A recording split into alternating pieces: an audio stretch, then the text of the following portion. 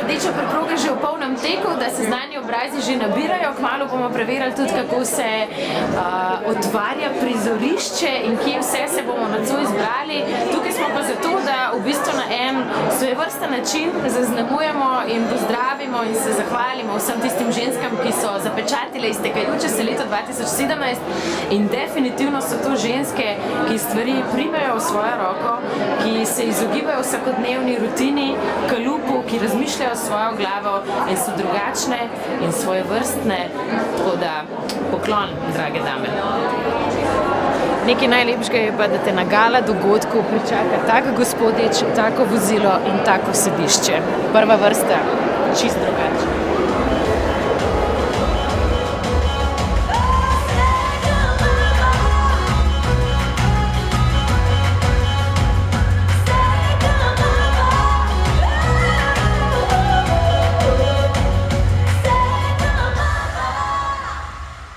Petra Greiner.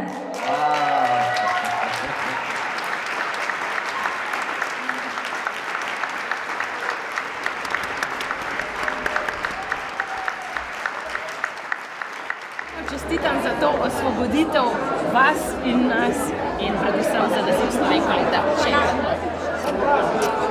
Pa srečno. Napredka ne delajo tisti, ki so povprečni in čakajo oportuno ali pa malodušno zadaj, ampak tisti, ki gledajo drugače na svet, ki so pogumni, ki so vztrajni, ki so drzni. Potem pa bom vas povabila na voznikov sedež, kjer ste verjetno še najbolj domači. Živite rutinsko svoje življenje ali vedno delate stvari malo po svoje?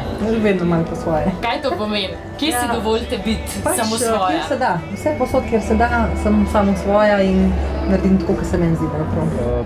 Biti malo drugačen, pa ne s ciljem nastopa ali pa izstopanja iz enega povprečja, ampak iskati ene druge meje, kje so te meje, seveda, ko sem jih najdu, je bilo treba to prestopiti to mejo in iskati, do kje se pa še da.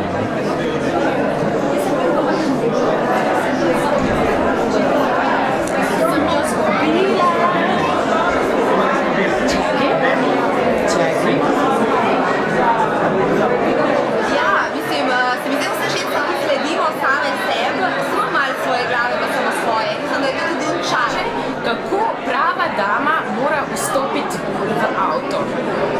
Ne vem, če znam.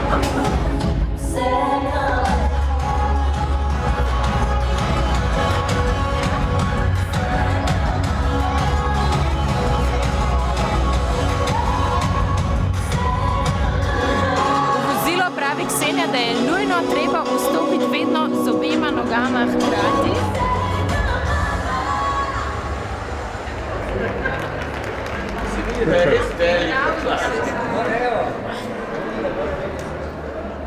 Super, ne?